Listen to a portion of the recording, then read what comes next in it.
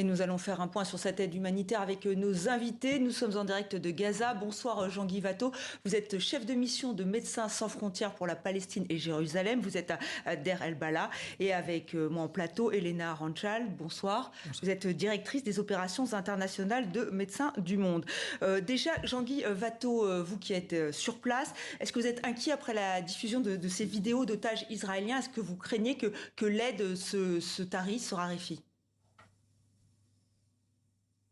Bon, écoutez, déjà, je vais vous dire que c'est vraiment dégueulasse que d'avoir torturé ce garçon aussi longtemps par la faim, qui est une forme de torture particulièrement abominable. Quelle utilisation va être faite par le gouvernement israélien de ces vidéos et de l'émotion légitime qui est née suite à sa diffusion, honnêtement, je n'en sais rien. Et pour l'instant, vous, comment se passe, là vous êtes donc dans la bande de Gaza, quel est votre constat, le constat de vos équipes? Depuis le début de la pause humanitaire qui a été décrétée, on voit un peu plus de biens être livrés à Gaza, de 100 à 120 camions par jour. C'est largement insuffisant, il en faudrait 500 ou 600, mais c'est mieux que lors des 3 mois précédents. On voit les prix sur le marché qui étaient extravagants jusqu'à présent, qui commencent à baisser. Un kilo de sucre aujourd'hui coûte 65 €. Il en coûtait 100 il y a une semaine. Donc il y a un peu de mieux sur ce volet-là. Par contre, tous les convois qui rentrent continuent de se faire piller quasi systématiquement par une population qui est affamée, extrêmement anxieuse. Votre reportage le montrait bien. Et l'armée israélienne continue de tirer sur ces foules affamées qui se ruent sur la nourriture, que ce soit sur les sites de distribution de Gaza Humanitarian Foundation ou sur les sites où les camions du Programme alimentaire mondial s'arrêtent pour laisser finalement la population se servir elle-même. Oui. Donc ça doit vraiment cesser. C'est vraiment quelque chose qu'on n'a jamais vu dans l'histoire de l'humanitaire, un nombre de morts aussi important lié au secours. Elena Ranchal, je vous vois acquiescer, c'est aussi votre constat? Oui, tout à fait. En fait, les gens, la population, ils essaient de choisir entre prendre 1 kilo de farine ou se faire tuer. C'est vraiment des décisions très compliquées. Nous, encore ce matin, dans certaines de nos cliniques, on avait des personnes qui venaient parce qu'effectivement, ils s'étaient blessés par balle dans certaines distributions de la Gaza Humanitarian Foundation. Ça, malheureusement, c'est tous les jours. C'est tous les jours, effectivement, on en parle. Ils vous disent, est-ce qu'eux-mêmes commencent à ressentir la difficulté de se nourrir? Vos équipes, qu'est-ce qu'ils vous disent? Ouais, nos équipes au Médecins du Monde, il y a 110 personnes à l'intérieur. C'est ça qu'ils nous disent que c'est extrêmement compliqué de trouver de la nourriture tous les jours. Et c'est vraiment, parfois, c'est quelques morceaux de pain, mais ça devient un travail pour toute la journée, pour certains membres de la famille, trouver un peu à manger, un peu de l'eau, etc. C'est extrêmement compliqué.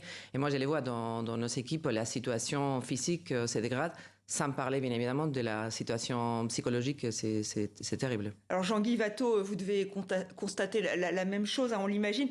Toutes les ONG sont d'accord pour dire que ces largages aériens sont insuffisants, ils sont dangereux, inefficaces. Et vous nous dites que l'urgence, aujourd'hui, c'est aussi de sécuriser cette distribution d'aide. Mais alors, qui pour sécuriser? C'est là le problème. Tout à fait. Enfin, d'abord, les largages de nourriture ne sont pas seulement inutiles et très chers. Je pense qu'ils sont toxiques. Je pense qu'ils laissent voir et laissent entendre, ça fait des formidables images de télévision, mais ils laissent croire que la situation à Gaza est en train d'être réglée. Or, ça n'est pas du tout le cas. Ça ne pourra pas être le cas avec des avions, de toute façon, mais ça laisse cette impression-là. Donc, c'est pas seulement inutile, c'est un peu dangereux. Oui, les camions qui rentrent à Gaza, une grande partie sont pillés.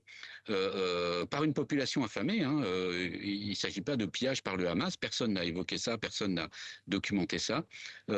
Comment réussir à sécuriser l'entrée des camions pour qu'ils puissent venir finalement dans les entrepôts et ensuite être distribués aux personnes les plus vulnérables par le dispositif humanitaire? Je n'ai pas de solution, mais je vois bien le problème.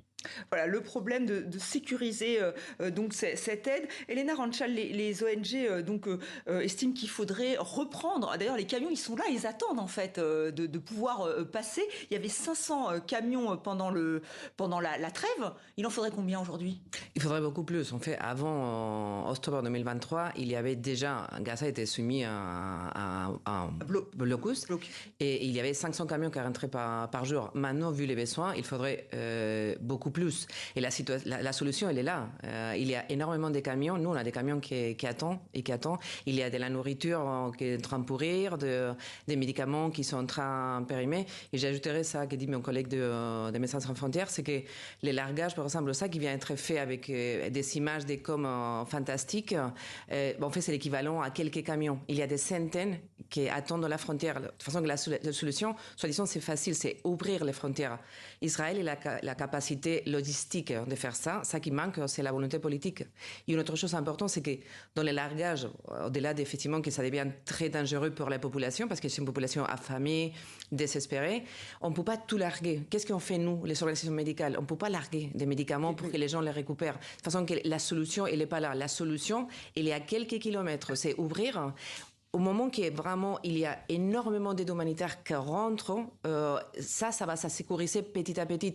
Maintenant, le problème, c'est que ça rentre à compte-gouttes et les personnes, ils sont affamées. Alors, ils se roulent vers les camions.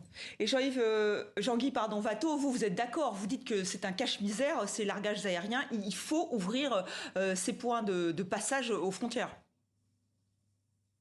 Tout à fait, c'est la seule solution. Elle est facile à mettre en œuvre. Il suffit d'un coup de fil du gouvernement israélien à l'armée pour que ça se passe. Les organisations humanitaires et les agences des Nations Unies sont prêtes à déverser suffisamment de biens, nourriture et autres dans la bande de Gaza. Il suffit d'un coup de fil. Il n'est pas nécessaire d'envoyer des avions, des bateaux, que sais-je encore. Et pour vous, l'urgence aussi, ce sont les malades. Est-ce que vous avez, évidemment, j'imagine, une évaluation du nombre de malades qu'il faudrait faire évacuer ? Oui, l'Organisation mondiale de la santé tient une liste de personnes qui ne pourront pas être soignées à Gaza puisque le système de santé a été largement détruit. Quand bien même il y aurait un cessez-le-feu, ils ne pourront pas être soignés ici. Ils demandent donc une évacuation médicale vers des pays sûrs et qui peuvent les prendre en charge. Ça représente 14 000 personnes environ aujourd'hui. Il faut absolument les faire sortir de là. Ce sont les plus vulnérables aujourd'hui à Gaza.